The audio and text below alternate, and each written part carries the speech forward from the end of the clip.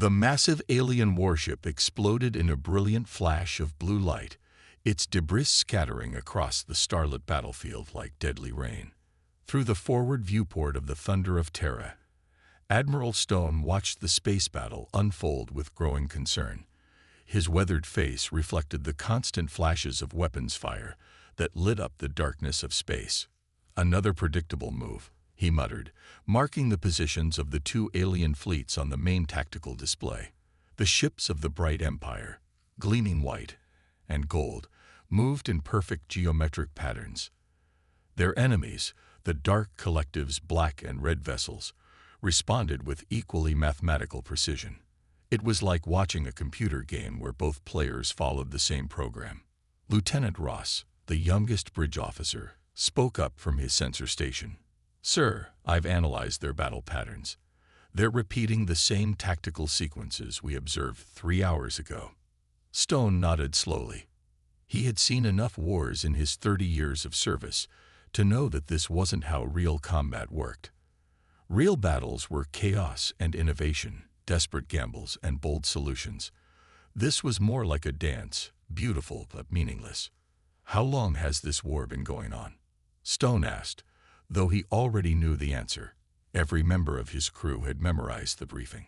Commander Reed, his tactical officer, answered anyway. 312 years, sir. The Bright Empire and Dark Collective have been fighting over this sector since before we discovered faster-than-light travel. The bridge crew watched as another formation of ships exchanged fire. The weapons were impressive. Plasma beams and gravity torpedoes far beyond human technology. But the way they were being used was wasteful, inefficient, like master swordsmen only doing basic practice swings. "Look at their fleet positions," Stone pointed to the tactical display. "The Dark Collective always attacks in groups of 7. The Bright Empire responds with defensive formations of 5. They're not even trying to surprise each other anymore." A distant explosion drew their attention. The Bright Empire had lost 3 ships, but their formation never wavered. They simply adjusted their spacing and continued firing, as if following a script written centuries ago. "Signal from command, sir," the communications officer reported. "They're asking for your initial assessment." Stone stood up and straightened his uniform. The weight of his decision pressed down on him like gravity. The Thunder of Terra was humanity's most advanced warship, but it wasn't meant to be here. They were supposed to observe and report back. Non-interference was the primary directive. But as he watched another wave of ships die in their predictable patterns, Stone knew he couldn't just watch. This wasn't war. It was mutual suicide in slow motion. These alien civilizations had forgotten that war was supposed to end. They had turned it into a ritual, an endless cycle that consumed lives and resources without purpose. "Sir," Reed said quietly, "we're still running dark. Neither side knows we're here. We could withdraw and what?" Stone turned to face his crew. "Report that we found 2 advanced civilizations killing each other over and over. That they turned war into a computer simulation with real lives. Look at them. They're not even protecting their supply lines properly. One unpredictable attack could end this in a week, but they're too locked into their patterns to see it." The bridge fell silent. They all knew what he was considering. Interference would change everything. It would reveal humanity's presence in this sector decades before planned. But sometimes, Stone believed, the right thing to do was also the hardest. "Lieutenant Ross, begin full sensor scan of both fleets. I want their shield frequencies, weapons patterns, everything." "Commander Reed, power up our weapons but keep them cold. No targeting locks yet." Stone's voice was firm with decision. "Communications, prepare our first contact package in all known frequencies." "Sir?" Reed's voice held a mix of concern and excitement. "Are we going to?" "We're going to show them what real war looks like," Stone said, watching another predictable exchange of fire between the fleets. "And then we're going to show them how to end it. Because if they learn to fight properly, they'll also learn why they shouldn't." The thunder of Terra hung in space like a predator about to pounce, its human crew ready to change the course of a war that had forgotten its purpose. In the distance, the alien fleets continued their deadly dance, unaware that everything was about to change. The thunder of Terra dropped its stealth field like a curtain falling away. The human warship's dark hull caught the light of the system's twin suns, its massive form dwarfing the alien vessels nearby. Both the Bright Empire and Dark Collective fleets froze in their tracks, their predictable battle patterns shattering at the sight of something new. Broadcasting first contact message on all frequencies, the communications officer announced. Her fingers danced across the control panel as she sent out humanity's greeting in every known language and format. Stone stood at the center of his bridge, watching the alien fleet's reaction. The regular patterns of their ships had broken for the first time in hours. Some vessels turned to face the thunder of Terra, while others maintained their original battle positions, as if their crews couldn't decide which was the bigger threat. "Sir, we're receiving responses," the communications officer said. "Both fleets are demanding our identification. The translation software is having trouble with their formal language, but they seem confused." "Show them confused," Commander Reed muttered from his tactical station. "Their battle formations are all over the place now. I've never seen such disorder in their movements." Stone allowed himself a small smile. Sometimes the best way to stop a fight was to give both sides something else to worry about. "Put me on broadcast," he ordered. When the channel opened, he spoke clearly and confidently. "This is Admiral Stone of the Earth ship Thunder of Terra. We've been watching your conflict, and we believe it's time for a new perspective." The response was immediate. Both fleets began transmitting at once, their messages overlapping in a chaos of alien languages. The translation software struggled to keep up, but the meaning was clear. Neither side had expected a third power to suddenly appear. "Sir," Reed called out, "they're trying to surround us." Bright Empire from the port side, Dark Collective from starboard. "Still using their standard formations, just aimed at us now." Stone nodded. It was time for the demonstration. Target that abandoned space station at the edge of the battlefield. The one they've been ignoring for the past 6 hours. Single shot. Full power. The thunder of Terra's main weapon charged with a deep hum that vibrated through the hull. The alien fleets continued their cautious approach, probably expecting the human ship to use weapons similar to their own. They were about to learn differently. "Fire," Stone ordered quietly. A beam of concentrated energy, bright as a newborn star, lanced out from the thunder of Terra. It struck the abandoned station, and for a moment nothing happened. Then the station simply ceased to exist, transformed into a rapidly expanding cloud of superheated particles. The alien fleets stopped dead in space, their transmissions cut off mid-sentence. "Now we have their attention," Stone said. "Send the second message." This time, when they broadcast, both alien fleets listened. The thunder of Terra's message was simple, a request for both fleet commanders to come aboard for peaceful talks. To show good faith, the human ship remained stationary, its weapons powered down but visibly ready. The response took several minutes. Stone imagined the frantic discussions happening on the alien flagships, their commanders trying to decide how to handle this impossible situation. Finally, 2 messages arrived almost simultaneously. "They've accepted," the communications officer reported, sounding surprised. "Both commanders are requesting docking instructions, Admiral White from the Bright Empire and General Black from the Dark Collective." "Well," Reed said, checking his tactical display, "that's the first time they've agreed on anything in 3 centuries." Stone watched as 2 small shuttles detached from their respective flagships, one gleaming white, one deep black, both approaching the thunder of Terra with careful precision. "Sometimes," he said, "people need to be reminded that there are bigger things in the universe than their own conflicts." The shuttles grew larger on the view screen as they approached. Stone straightened his uniform and prepared to meet the alien commanders. He knew the next few hours would determine whether this 300-year war would end with a whimper or a bang. "Prepare the conference room," he ordered. and keep our main weapon charged. Just because they're willing to talk doesn't mean they're ready to listen. Sometimes the best diplomacy needs a reminder of why diplomacy is better than the alternative. The thunder of Terra's docking bays opened like welcoming arms, ready to receive the leaders of both sides of this ancient, stagnant war. The human crew took their positions, ready to show these aliens that there was more to warfare and peace than they had imagined in their centuries of routine combat. The conference room aboard the Thunder of Terra fell silent as Admiral Stone finished displaying Earth's military history. The alien commanders sat motionless, their expressions unreadable behind their environmental suits. Admiral White's crystalline helmet reflected the holographic images of Earth's many battles, while General Black's dark visor seemed to absorb the light. "Let me understand this correctly." Admiral White spoke first, his translated voice carrying a tone of disbelief.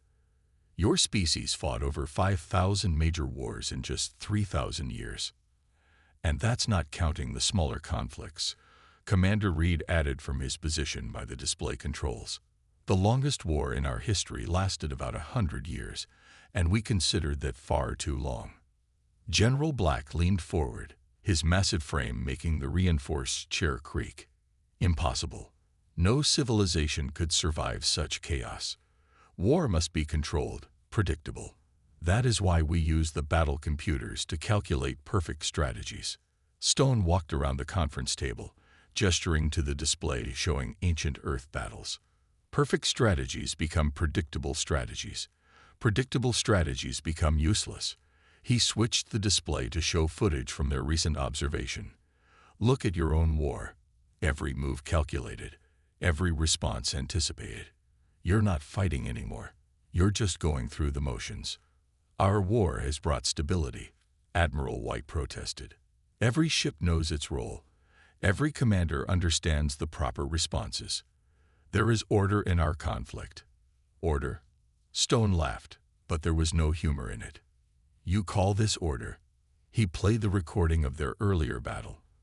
"Your ships move in the same patterns they used a century ago. Your casualties are as predictable as your attacks. This isn't war, it's ritual sacrifice." Reed stepped forward and changed the display to show various human battle tactics. "In our history, the side that became too predictable always lost. We learned to adapt, to change our strategies, to think in ways our enemies wouldn't expect." The alien commanders watched as the display showed human battles from different eras, ancient armies using ambush tactics, naval warfare with its complex strategies, modern conflicts with their rapid changes in technology and doctrine.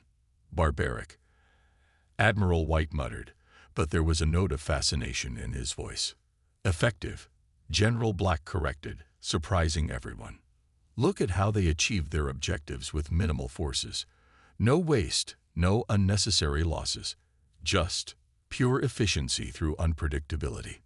Stone nodded. "Now you're beginning to understand. But here's the most important lesson we learned." He switched the display to show peace treaties, reconstruction efforts, and joint military exercises. "Real war taught us the real value of peace. When you know how terrible and efficient war can be, you learn to appreciate alternatives." The alien commanders exchanged looks, some unspoken communication passing between ancient enemies. Admiral White turned back to Stone. "And if we refuse to change, if we choose to continue our war as we have for centuries," Stone's expression hardened, "then humanity might decide to demonstrate real warfare. We'd pick a side. And I promise you, the war would end in days, not centuries." He let that sink in before softening his tone. "But that's not why we're here. We're here to offer you something better." "What could be better than the perfect war we have created?" General Black asked, but his tone suggested he already knew the answer. "A real peace," Stone said simply. "One based on understanding your enemy as people, not as components in a mathematical equation. One where you fight only when you must, and with all your skill and creativity, so that the fighting ends quickly." Commander Reed brought up new tactical displays. "We're prepared to teach both sides our methods. Not just our weapons or tactics, but our way of thinking about conflict and resolution. The question is, are you prepared to learn? The conference room fell quiet again. The alien commanders stared at the displays showing Earth's history of war and peace. Their own fleets hung motionless in space outside, waiting for orders that would break 3 centuries of routine. Perhaps, Admiral White said slowly, there is something to be learned from these humans who treat war as an art rather than a science. Yes, General Black agreed, surprising everyone again. And perhaps it is time we remembered why we started fighting in the first place. He turned to Stone. Teach us, Admiral. Teach us how to fight properly, so we can learn how to truly make peace. Stone smiled, knowing that the hardest part was still ahead. Breaking centuries of habits wouldn't be easy, but the first step had been taken. The war would never be the same, and that was exactly what he had hoped for. Commander Reed walked slowly through the ancient space station's dusty corridors, his flashlight beam cutting through layers of darkness.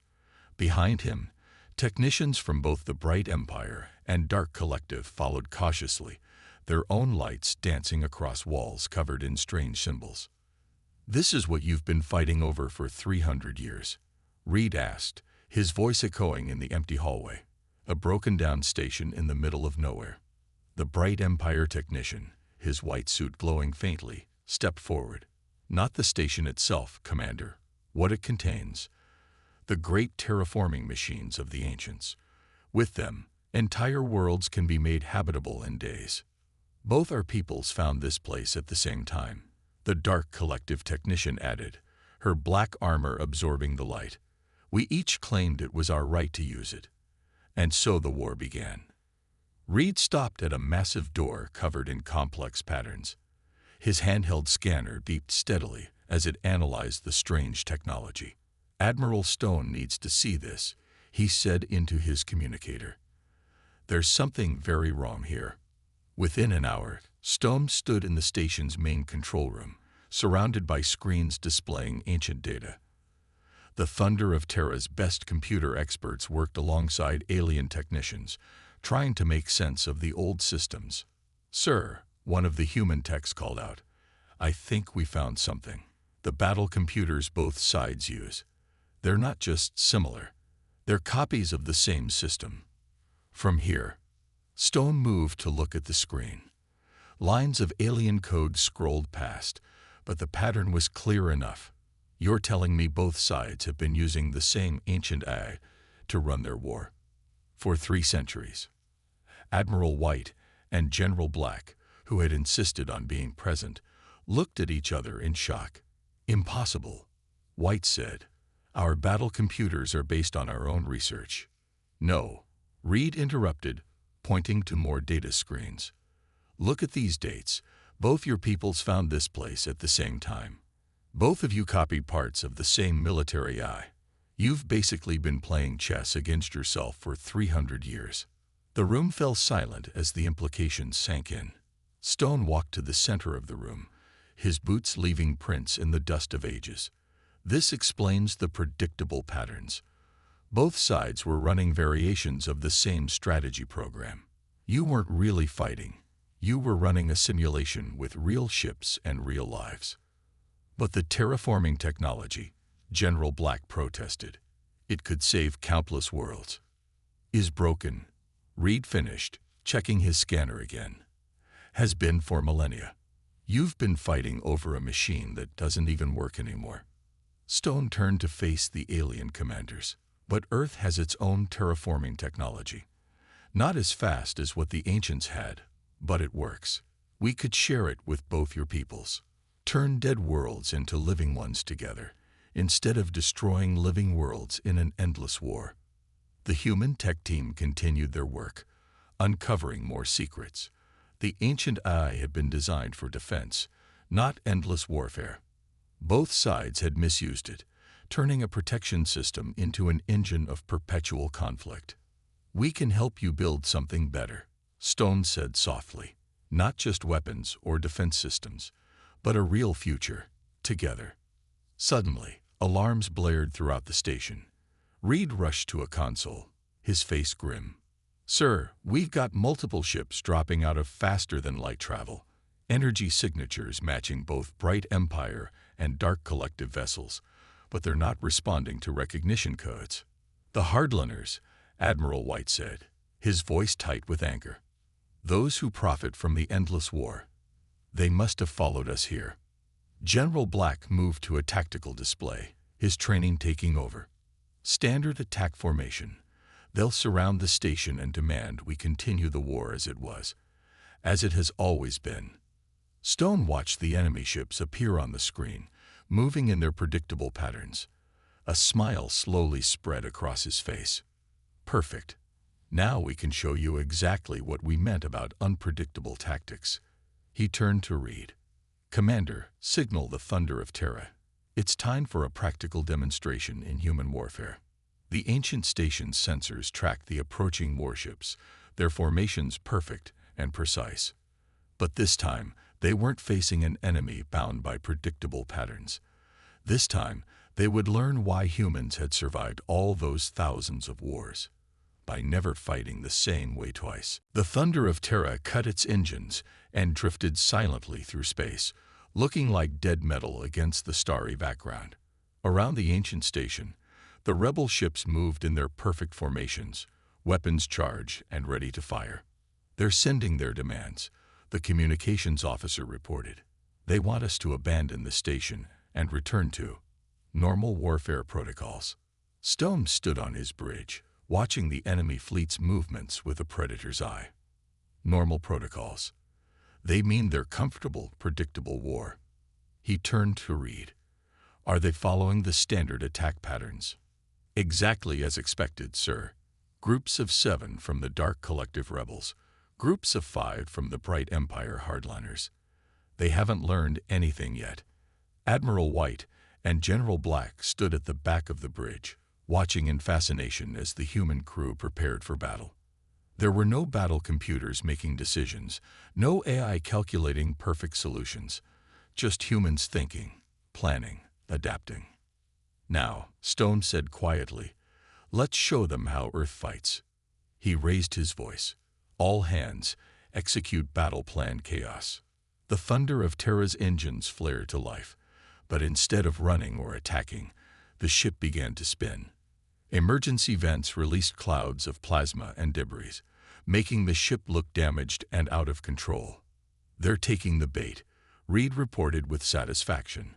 "Both rebel groups are moving in to capture what they think is a crippled vessel." The rebel ships adjusted their formations, moving closer in their predictable patterns.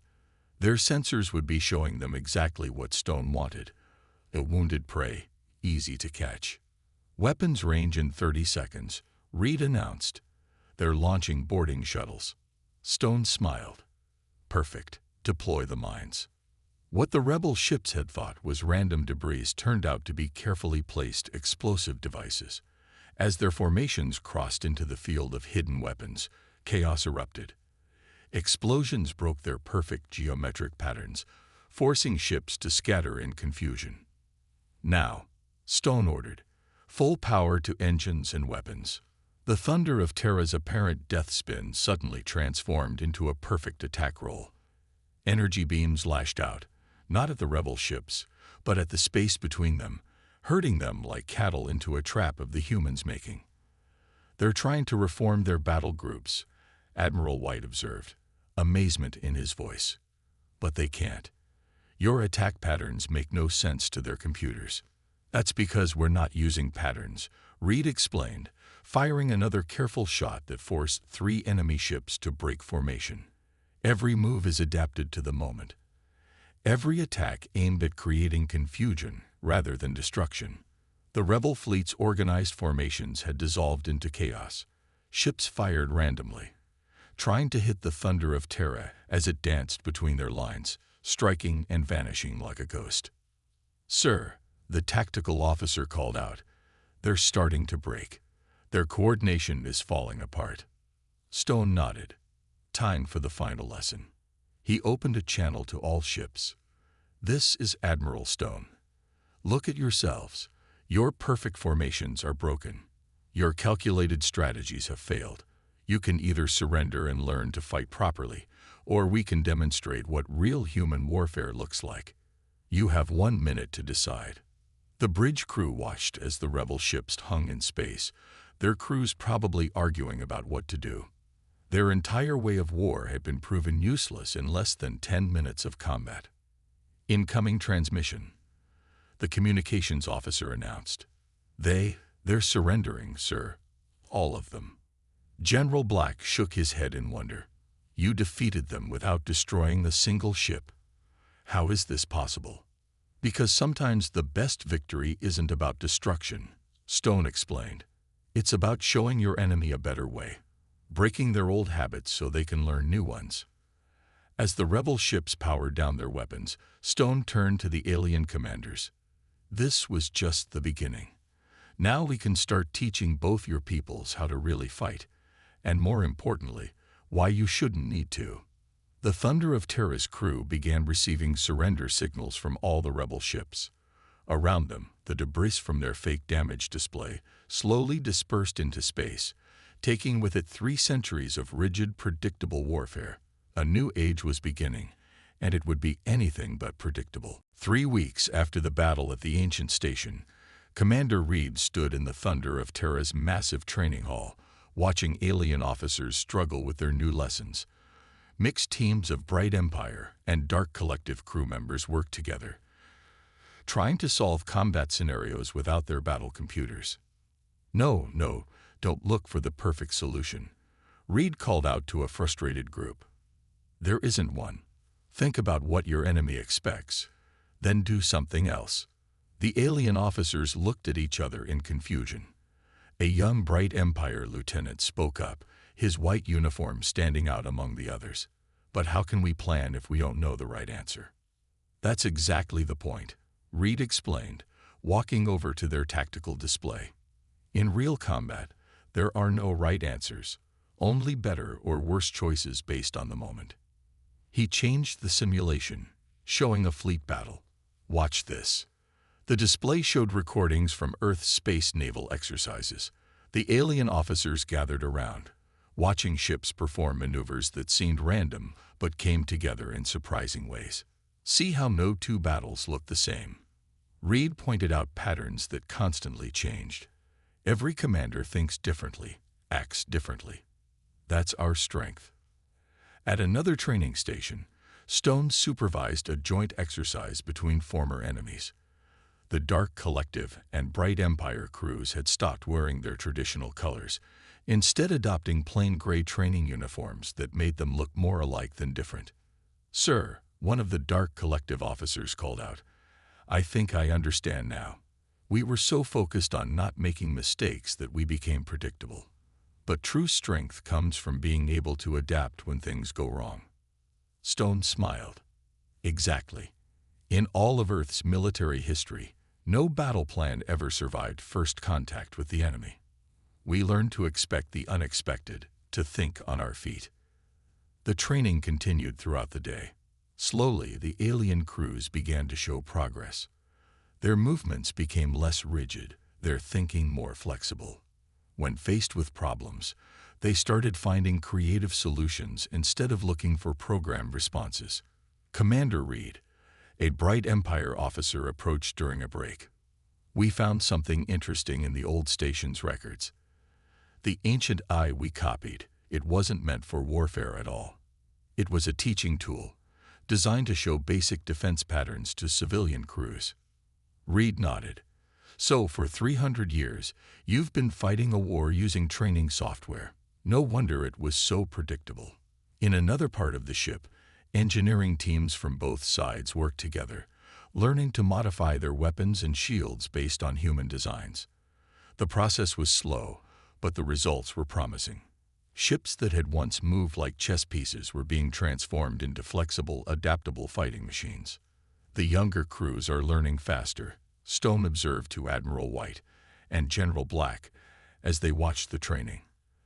"They're not as set in the old ways." "It's not just about combat, is it?" General Black asked, watching a mixed team celebrate solving a particularly difficult scenario. "This is about changing how we think about everything." Now you're getting it, Stone replied. Real warfare taught humans that peace is precious. When you know how terrible and efficient war can be, you learn to value alternatives. Look at your crews now. Former enemies working together, learning together. Admiral White watched as another team successfully completed their exercise. I've seen more innovation in these 3 weeks than in 30 years of our old war. Our people are finally learning to think for themselves. A young officer ran up to them, excitement clear in his voice. Sirs, you need to see this. The Joint Fleet exercises. They're doing something amazing. They hurried to the main observation deck. Outside, ships from both sides performed complex maneuvers together, moving in ways that would have been impossible under their old systems. There was beauty in their chaos, purpose in their unpredictability. They're not just learning to fight, Reed said, joining them at the window. They're learning to create, to think, to grow. He turned to Stone. Sir, I think they're ready for the final phase of training. Stone watched the ships dance through space, former enemies now moving as one fleet. Yes, he agreed. It's time to show them that the greatest victory isn't winning a war. It's preventing the next one. Alarms blared throughout the thunder of Terra as reports came in from across the sector. The remaining hardliners from both empires had gathered their forces for one final attack. This time, they weren't just targeting the human ship.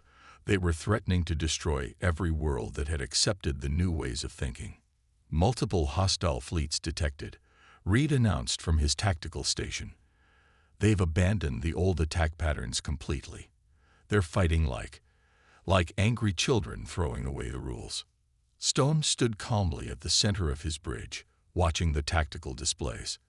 The enemy forces had indeed abandoned their predictable patterns, but they'd replaced precision with pure chaos. Not the controlled chaos of human tactics, but the desperate actions of those who had nothing left to lose. They think they've learned our lesson about unpredictability, Stone said quietly, but they've learned it wrong. Admiral White, General Black, are your forces ready? The two alien commanders, now wearing matching gray uniforms that mixed their traditional colors, nodded firmly. All ships report ready, White confirmed. The Joint Fleet awaits your orders. The hardliners think that random violence is the same as tactical flexibility, General Black added. We will show them the difference. Stone smiled. This was the moment of truth, not just for the battle, but for everything they had taught. All ships, execute Operation Teaching Moment. The combined fleet moved with purpose and grace. Ships that had once been enemies now flew together in formations that looked chaotic, but held hidden purpose. 3 weeks of human training had taught them the difference between true tactical thinking and mere disorder. The hardliner fleet attacked with raw fury, their weapons blazing in all directions. But their attacks found only empty space as the Joint Fleet flowed around them like water around rocks. Now, Stone ordered, show them what you've learned. The Joint Fleet's response was beautiful in its complexity. Dark collective ships provided cover for Bright Empire attack runs. Bright Empire shields protected dark collective strike craft. Every move supported another. Every attack opened opportunities for allies. It was warfare as an art form, the kind of combat that could only come from minds thinking freely. Multiple enemy ships disabled, Reed reported with pride in his voice. No casualties on our side. The training is paying off. They're fighting smart, not angry. The hardliner fleet's coordination began to crumble. Ships used to centuries of computer-controlled precision couldn't match warriors who had learned to think for themselves. One by one, they found themselves trapped, disabled, or forced to surrender. Enemy flagship is hailing us, the communications officer announced. They're asking how we did it. They want to understand. Stone opened a channel to all ships, friend and foe alike. Look around you, he said calmly. You see chaos and think it means freedom. But look closer at our fleet, every ship supporting another, every action planned but flexible. This is what happens when you learn to think instead of just react. The battle ended not with destruction, but with understanding. The hardliner fleet, faced with the evidence of true tactical superiority, surrendered, not to the humans, but to their own people who had learned a better way. Hours later, Stone stood in the thunder of Terra's conference room again. But this time, there were no divisions between the sides. Former enemies sat together, planning joint operations to rebuild what centuries of war had damaged. "It's time for us to go," Stone announced to the gathered commanders. "You don't need us anymore. You've learned the most important lesson we could teach." "That humans are superior warriors?" a young officer asked. "No," Stone replied.